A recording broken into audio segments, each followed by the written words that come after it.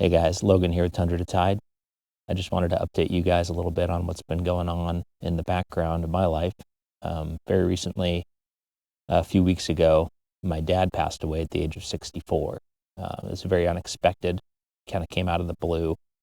He was medevaced out of Sitka down to Seattle and was in the ICU, and he just couldn't pull out of it. To say that he was foundational in my upbringing would probably be an understatement. I mean, he is the entire reason I started this channel. He was a wilderness photographer, he was an adventurer, he was a hunter, and he kind of showed me the ropes, so to speak, and I took it maybe a little bit further with the hunting. But just learned a lot from the guy, and he was just as good of a guy that comes. One of his dreams was that he wanted to start a podcast about adventure stories, survival stories, really. And he's had several of his own. He probably shouldn't have been around as long as he was because he was such an adventurer. But I'm sharing this one podcast that he did with you guys, and it is about one of his falls that he took in the early 80s in Sitka when he showed up. So without further ado, here is his podcast, first and only one, On the Brink.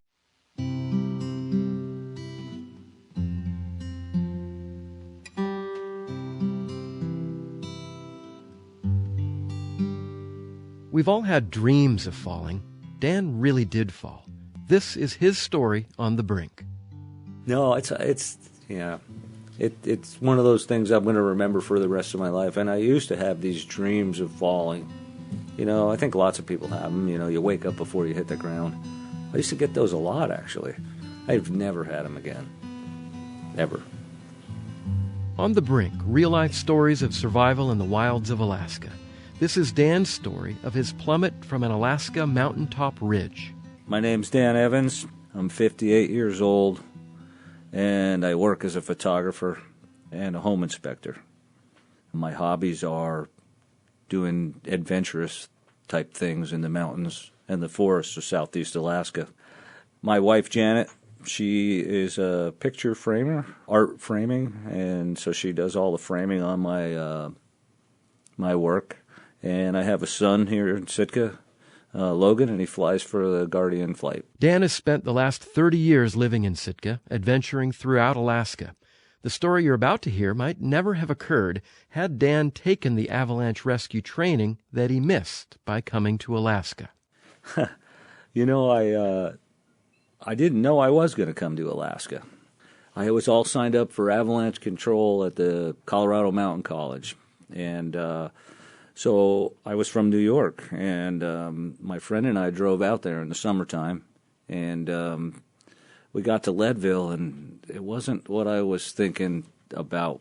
I picked up this book. There was no computers and stuff back then, and I looked for the smallest population town in Alaska with a college, and it was Sitka, Alaska, Sheldon Jackson College. So it's like, okay, I'll go there. The year was 1980, and Dan, newly enrolled in the forestry program at Sheldon Jackson College, began exploring the jagged peaks around him as often as his studies allowed. Easter break was just such an opportunity, and Dan headed for Bear Mountain with a couple friends. Bill Colthart, he's from Utah. He was another friend of mine during this time that did a lot of outdoor stuff, and another guy, Sean Martin. And we were always outdoors on our weekends.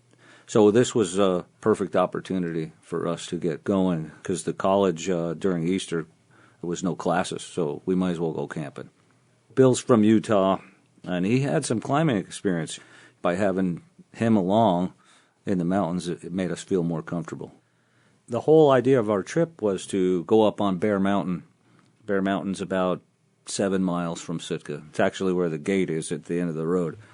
The goal was to go up there, and we had these little plastic sleds. They were mini boggins, they called them. They were these roll-up plastic sleds. We were going to go up on top and build these jumps and, you know, sleigh ride and hit jumps, and there was all this great powder. It was in April 1980. So we were packing up, and we were going to go camp for 3 days. It was just before Easter. That was the plan. We had good weather. That's what they said.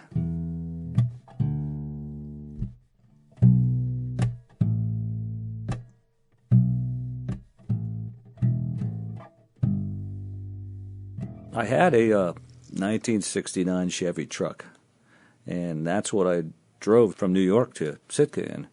It was a 3-speed, had 3 on the tree, but I always had problems with it, the battery going dead and all this other stuff. We drove it out to the end of the road and parked it by the gate, and we walked into pole 49, I think it was, which is an electrical pole. And there's a trail, it was a deer trail that headed up the hill. We started climbing, and around here it's a rainforest, so the trees are large enough that it holds a lot of the snow out. So there wasn't a lot of snow in the forest, mostly up above the tree line. Climbing up wasn't too tough because it was just following game trails. We just hiked for maybe 2 hours till we got up there. And then we broke the tree line. Then it was like beautiful sunshine, really incredible day, and just all white. Could look across Bear Mountain, and it was nice. But we didn't know anything about snow conditions back then. I was 19 or 20 years old at the time, so I knew nothing about avalanches. I knew nothing about cornices, snow conditions, anything. It's just like you saw that white snow and went, this looks awesome. Let's just go do it, So we hiked up, and looking back on it, where we hiked up was right in an avalanche zone. So it was, avalanches happen between like 34 and 38 degree slopes. That's like the perfect degree slope for snow to build up enough that it will release.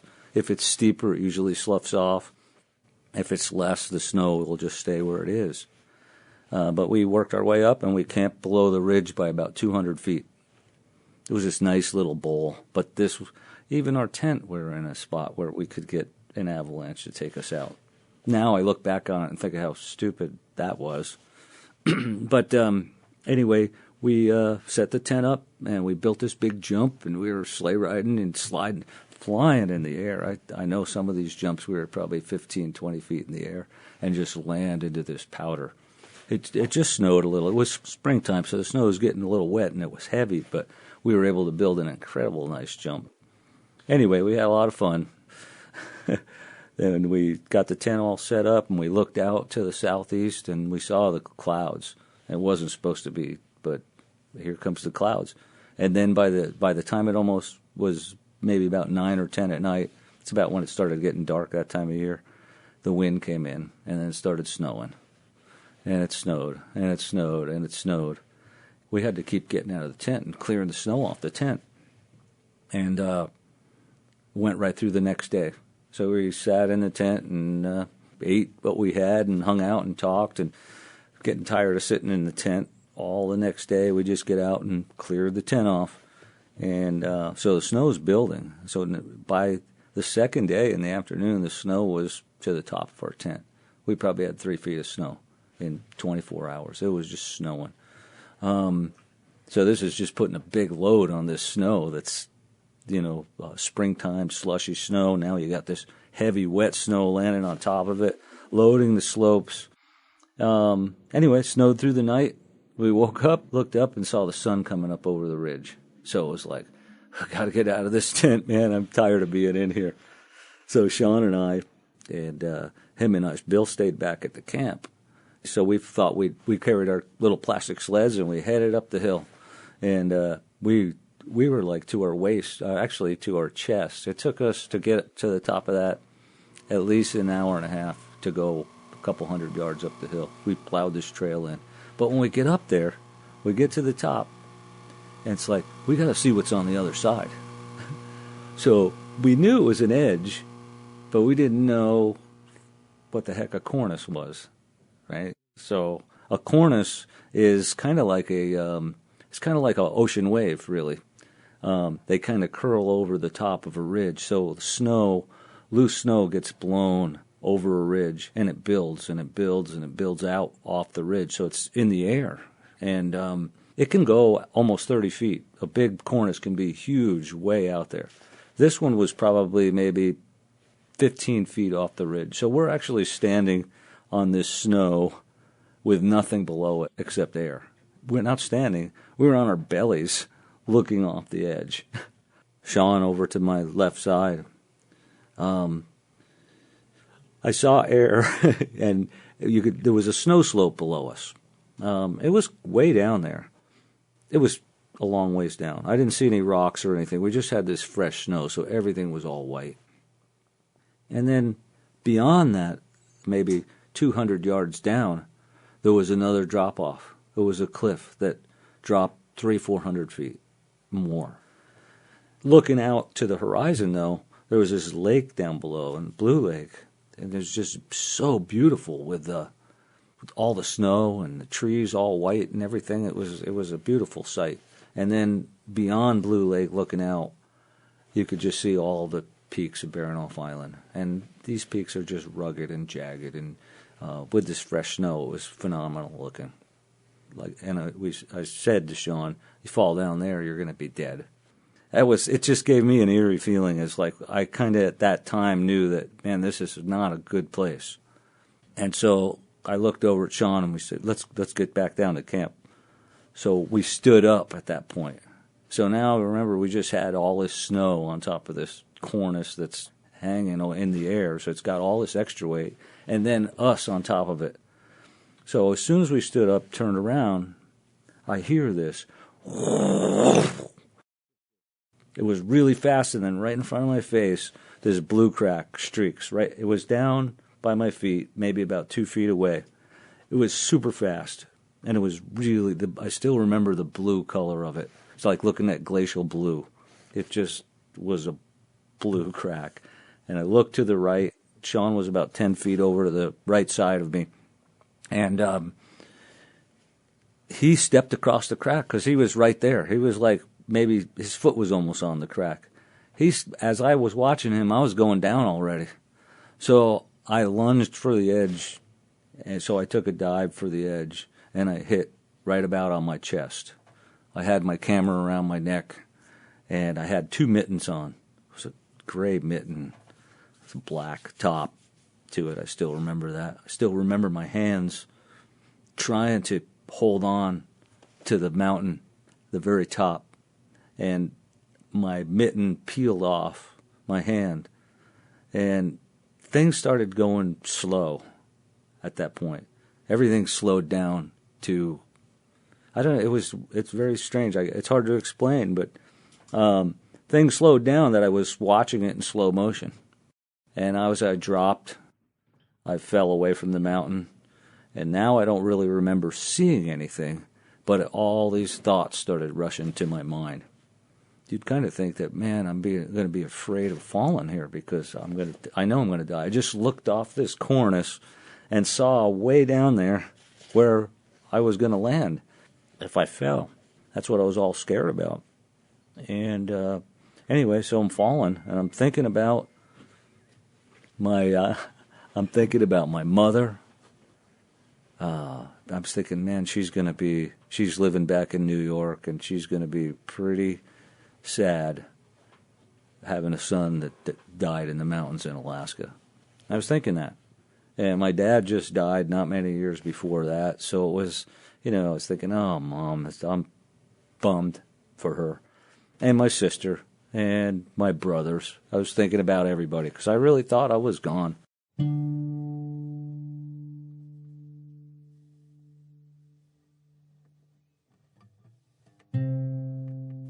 I knew where I was heading. I knew I was heading to being dead. But for some reason, I kept thinking, land on your feet. That was the other thing that kept going through my head. Land on your feet, land on your feet. I can't remember seeing anything while I was falling. But something in my head was saying, land on your feet, which doesn't really make a lot of sense. I mean, for falling way down there. I think when the cornice broke, as I was trying to hang on for a few seconds, I think that's what saved me, actually. Because all that snow from the cornice just dumped. It cracked and dumped below me, and I had that second or two, which felt like 10 seconds of holding on to the mountain. The snow fell before me, and it landed and made this big, fresh pile of snow down there.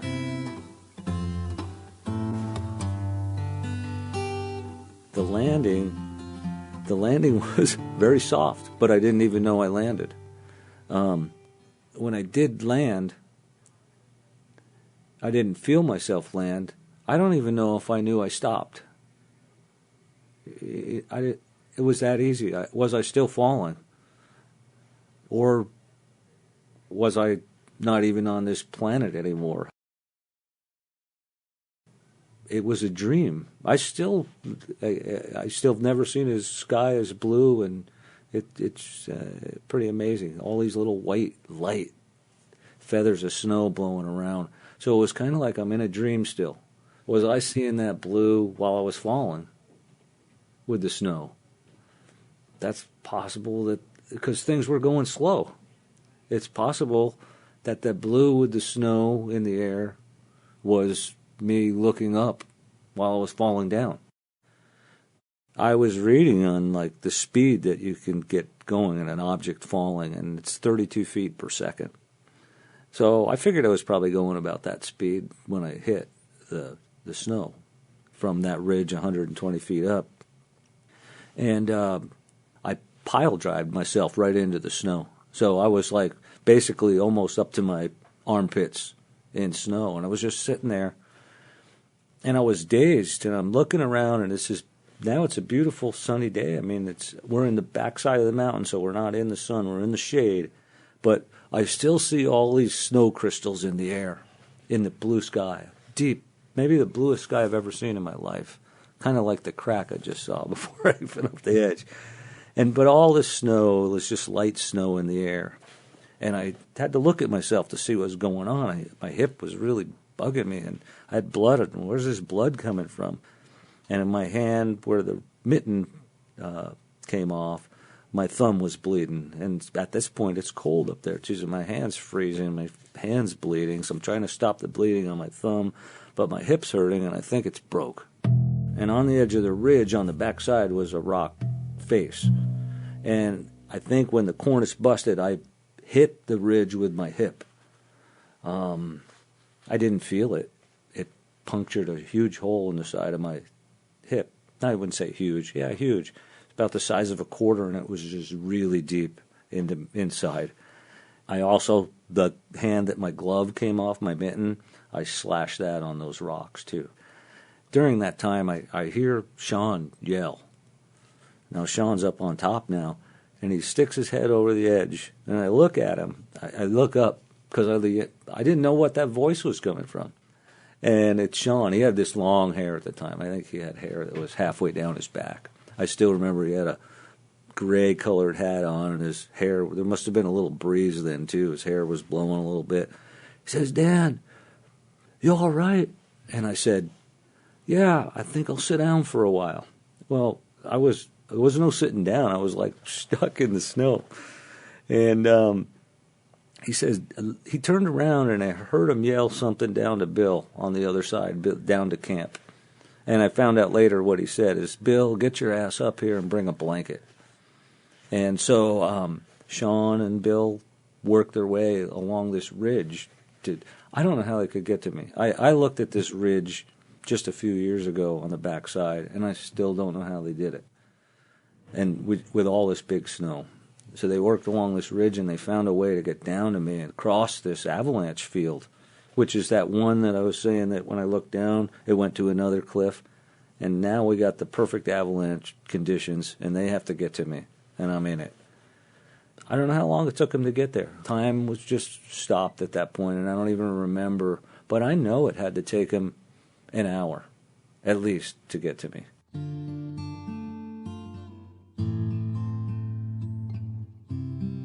Those guys show up, and they help me out of the hole. And we look at my hip, and it's like, whoa, it doesn't look too... It's not bleeding, but there's this, this gaping hole in my side here. And we hiked out. So I hiked out. I followed those guys. I was able to walk. I didn't break my hip. It was right above my hip bone. The terrain was a steep slope with this cliff below us. I don't even think the thought was even on our minds at the time of avalanche. I know those guys just wanted me out of there, and I wasn't thinking of it. But it was a traverse across a long hillside. maybe a quarter mile before they found a little slot up through the cliff face that we climbed up through. I wish I could remember that part. I don't. But I know the snow conditions, and that's what they had to do. So, but they broke trail. I just was on the back end. I remember starting out. I don't remember walking across the ridge. I don't remember climbing over the rock cliff. I don't remember getting back to the tent. But I remember laying in the tent. Those guys are outside talking about getting me out the next day, because by then it was probably late afternoon, and there were no handheld radio stuff or anything for communication back then. It was like, if you're going to get out of there, you get out on your own. And so I was laying there, and I'm hurting. I just said, hey, guys, we need to go today. I'll be so sore tomorrow, I'm not going to be able to move. I'd rather just go. So they packed up everything, and I went down with nothing. They packed everything.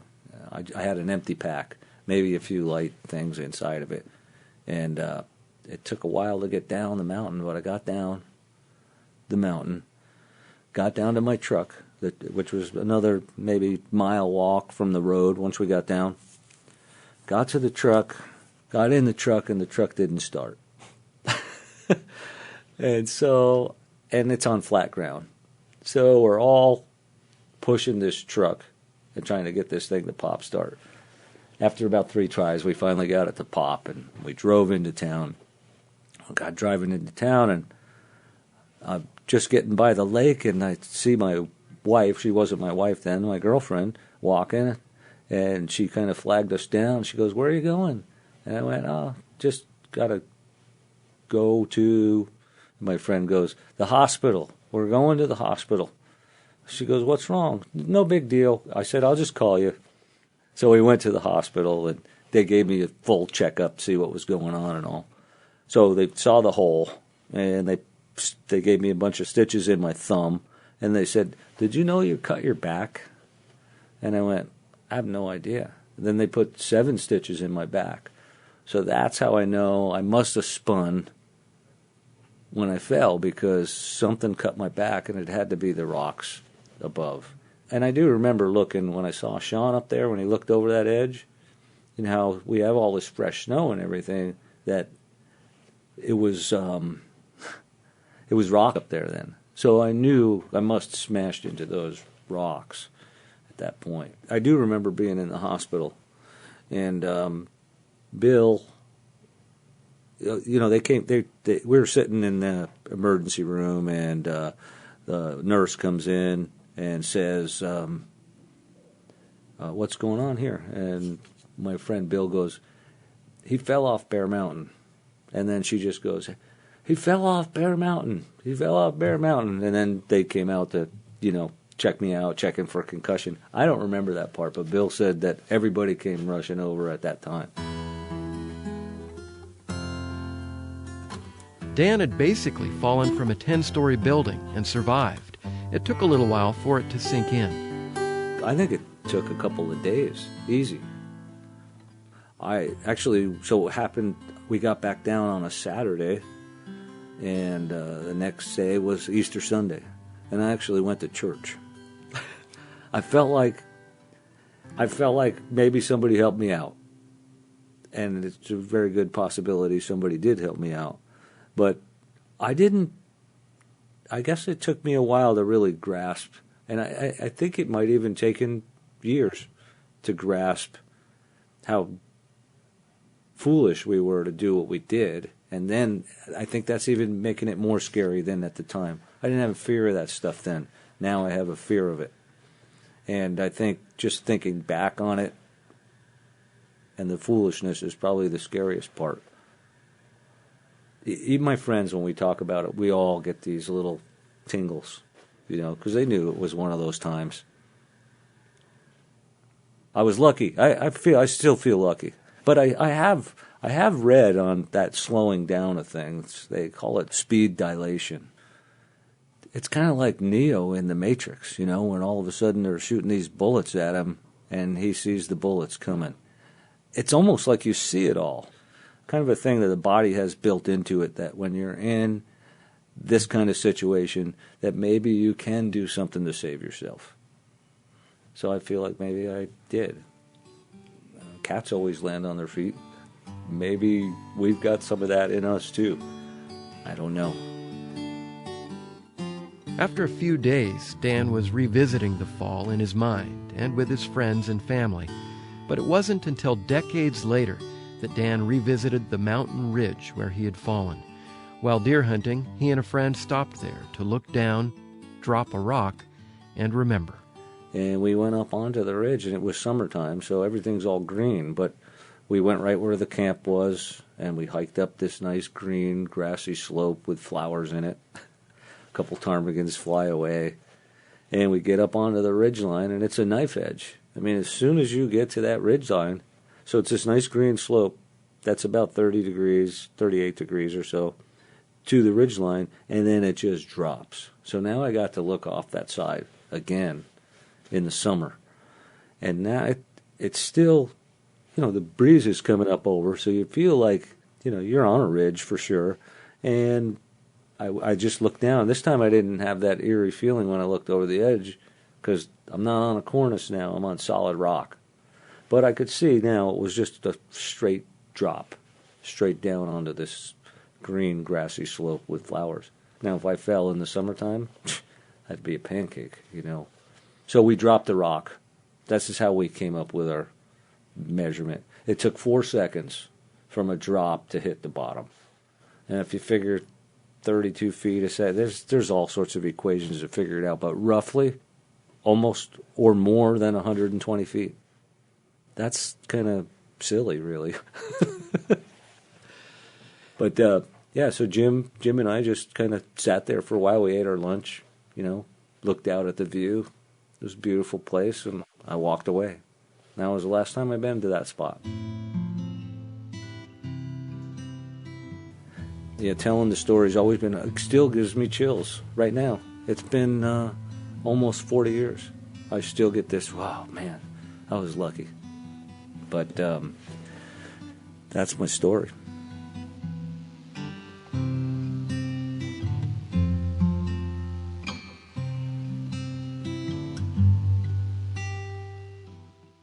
Thanks to Dan Evans for his story on the Brink. I'm Ken Fate, producer, editor, and host of this episode of On the Brink. Dan Evans is the executive producer. Thank you for listening.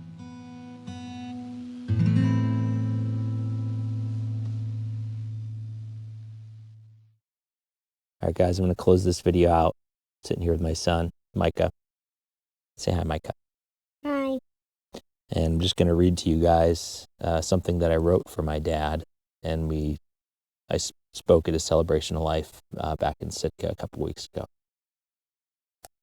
From the earliest days of my life, Dad brought me along in his adventures, pulling me across glacial blue ice as smooth as glass in a sled, waiting on a remote beach for the tide to lift our boat back to freedom, and those cold November mornings calling deer in the deep, dark timber of the Tongass. Dan was more than an outdoorsman. He was a great father, patient mentor, and the kind of friend who showed when it mattered most.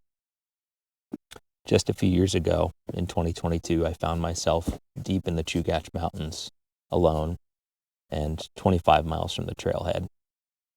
I had taken a large doll ram with my bow, and all I needed to do was send a text to my dad. He saw my location. I didn't ask him for help. All he said was, "I'm on my way." He got on an airplane, flew out of Sitka, came to Anchorage, and met me halfway out to help me haul the meat out. He dropped everything for the right reasons, always, and that was Dan Evans.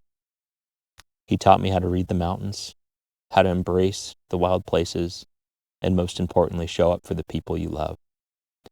He showed us that strength isn't loud. It's steady, reliable, and willing to go the extra miles, even when they're uphill and carrying meat.